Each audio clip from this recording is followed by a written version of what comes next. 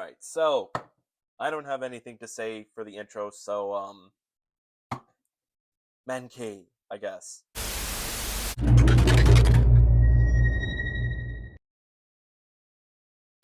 What's going on, everybody? Republic Cinema here, and in this video, we're going to be taking a look at the new Transformers Studio Series Rise of the Beasts Apelinq. Actual in-hand images of this figure were leaked roughly 3 months ago, and it was kind of disappointing, mostly in the robot mode. We'll get to the ape mode. Now, Apelinq, he did appear in Transformers Rise of the Beasts for the opening scene, and then died. No thanks to Scourge, but just because he appeared on screen for a brief moment of time doesn't mean Hasbro was gonna not make a Studio Series action figure of him. Which they did, which is a figure I'm holding right now. They also made a Yellow Park one, but we're talking about the Studio Series one, which is just a straight up reuse of Optimus Primal. That's fantastic.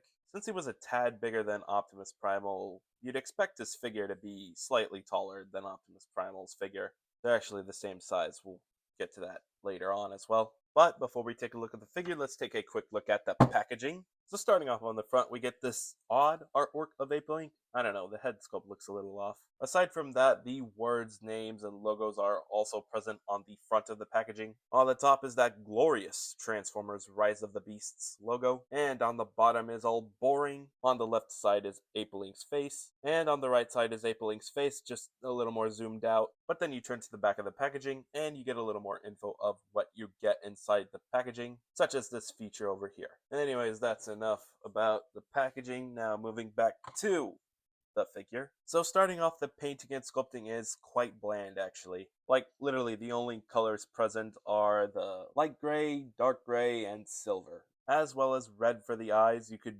barely see it. This is a good looking head sculpt, it's just it looks a little off because of all of the gray around the face. Now for kibble, there's quite a lot of alt mode kibble, such as the kibble on the arms. I think that's supposed to be accurate. There's also kibble on the bottom of the legs, as well as a kibble backpack.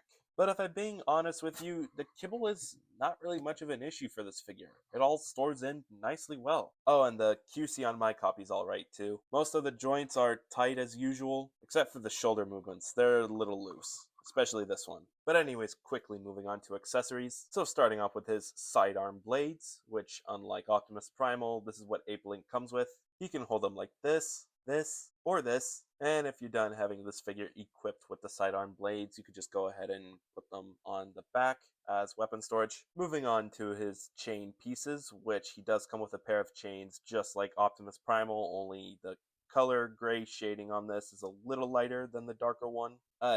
Here's a comparison between Primals and Apelinqs. They serve no other purpose than to just tab in onto each other. For creativity, you could also have the sidearm blades tabbed onto the chains. Here's Apelinq holding all of them together. And since the designers bothered not to put a slot on the side over here, so that way this thing could tab on the side, like how they did it with Optimus Primals, the weapon storage ends up being a little lamer for Apelinq. Although you could also do that thing with the chains and Battle Trap's mace. And then for the final accessory that he comes with is this, supposedly the naked transwarp key, but it's just the transwarp key that came with Optimus Primal, just repainted orange. But hey, at least it splits in half, kind of like the other transwarp key. Here's what they look like compared to each other. Not gonna lie, aside from him being held on Apelinq's hand, I don't see any other usage for this thing. You want to see an accurate naked crystal of the transwarp key? Here's this one from a Bayway knockoff. Take notes, Hasbro. And that's all I have to say for the accessories. Now moving on to articulation. Starting up ball joint at the head, which allows the head to move up and down. And swivel. Full rotation at the arm. Butterfly joint. Shoulder pad moves out, and so does the shoulder itself. Bicep swivel. Bend at the elbow. Wrist swivel. Fingers move out. Waist swivel. Legs can spread. Leg can move forward, hand move backwards, thigh swivel, bend at the knee pad moves out, the foot can move up and down, the foot is also on a pivot joint, and lastly the front toes can move up and down. And yeah, I think that's pretty much it for articulation.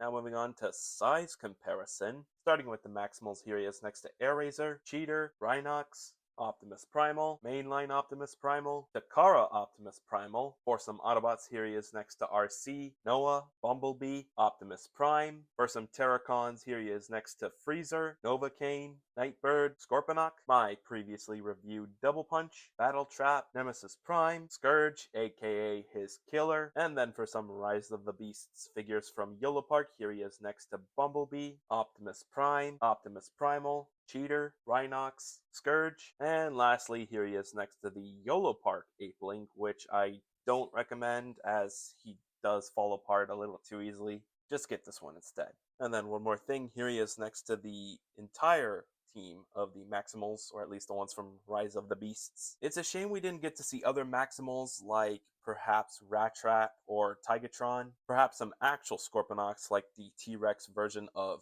Megatron, perhaps Dinobot, and Waspinator. If there's ever a sequel to Rise of the Beasts that actually has Maximals and Predacons involved, leave a comment down below which character from the original Beast Wars and perhaps Beast Machines you would like to see be made into live action, or let alone a live action studio series figure, and also out of all of the 5 Maximals that were not only present in the movie but made into studio series figure form, be sure to let me know in the comments which one you like the best. And now let's get down to transformation, which I kind of forgot how to do. Let me see how I can do this. Let's start off with the head. What you're going to do is bring this whole assembly down and then open this up, rotate all of this, and push back up, and there you go. It would rather be funny displaying your figure like this. After that, let's turn to the arms. What you're going to do is untab this, move this piece out as well. Also move this piece out.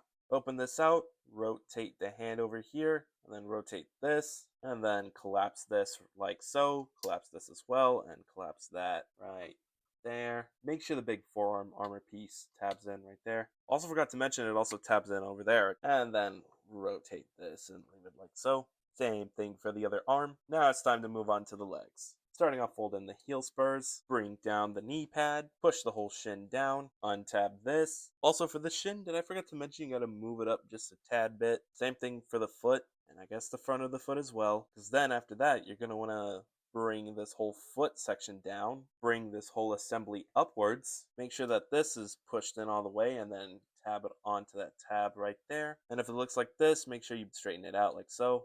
Same thing with the foot, and you should have what is supposed to look like this. Same thing for the other leg. After that, you're going to want to untab this whole assembly and make sure it is pushed outwards and upwards. Bring it all the way back. But before we do that, make sure that this piece over here is tabbed in. You're also going to want to untab this panel and then rotate it and then do this basically. Because then after that, there's going to be this tab right here and this slot right there.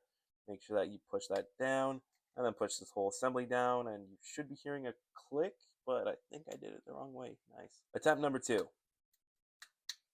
There we go. Lastly, rotate the head, and there you have Apelinq in his alt mode, that being his 8 mode. Now personally, I think the 8 mode is where this figure truly shines. I mean, don't get me wrong, the painting and sculpting on this figure is basically the same as the robot mode, with the dark gray, light gray, and silver of course, and of course some dry brush weathering on some of the arm parts and the chest. But for some reason it just looks much better in alt mode. But again, we never saw this guy's robot mode in the movie, so who knows what his robot mode would have looked like. That's why YOLO Park paints a good picture for us. But anyways, the head sculpt looks nice. Oh, and this whole time while I was reviewing the toy, did I forget to mention that they also slapped in the Maximal logo on the right shoulder pad? Because it looks cool. Oh, and this figure does happen to have robot mode kibble, which does so happen to not really stay in as great. You'll find that it feels a little more secure in robot mode than it does in alt mode. And it doesn't help when you're trying to move one of the feet upwards. You have to like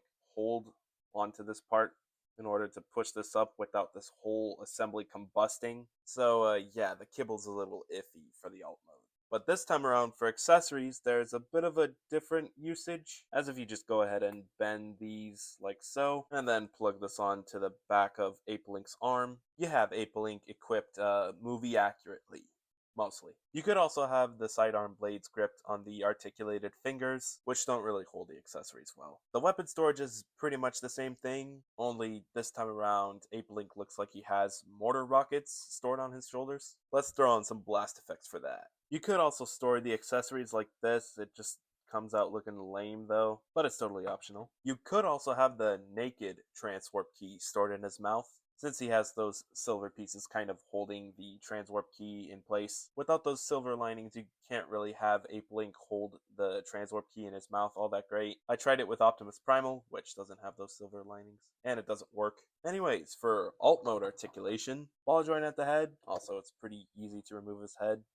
Butterfly joint, shoulder pad, shoulder, bicep, elbow, wrist, fingers, legs, forward, backwards, and lastly foot. And yeah, that's pretty much it for alt mode articulation. Forgot to mention, but you could also have him pose like this. For brief alt mode comparisons, here he is alongside his wavemate Double Punch, Air Razor, Cheater, Rhinox, and of course Optimus Primal, which is supposed to be smaller than this figure.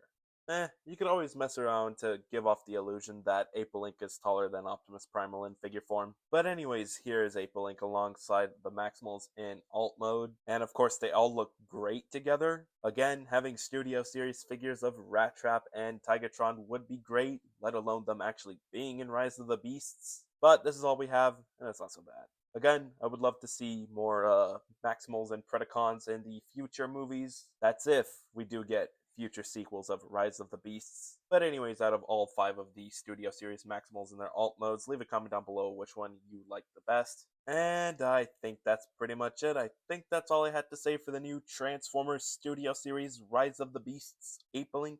Overall, he's alright. He's alright. The only reason I'd recommend you picking this figure up is if you want to complete the Maximal cast from Rise of the Beasts, or if you perhaps missed out on Optimus Primal and resort to this guy as a second chance. If you are looking to pick this figure up, I believe he's available over at Target, Walmart, and even GameStop, I think. He is available on Amazon as well, I believe. It's actually been quite a while since I've checked actual retail stores to see whether or not these figures are out now. The reason being, the stores are usually understocked with Studio Series figures at a discouraging state. I'm sorry guys, I've resorted to all of my Transformers purchases being online, with a few exceptions of picking them up in the stores. But enough of that now. Let me know in the comments what you think about this figure. Do you like him? Are you going to pick him up? Do you not like him? Are you not going to pick him up? And with that being said, if you like what you saw in this video, be sure to slam that like button, share this with your friends as well, turn on post notifications so that way you don't miss another upload. Let me know how I did in this video, and most importantly, be sure to hit that big red subscribe button. And that's it. Thank you very much for watching. Heyo.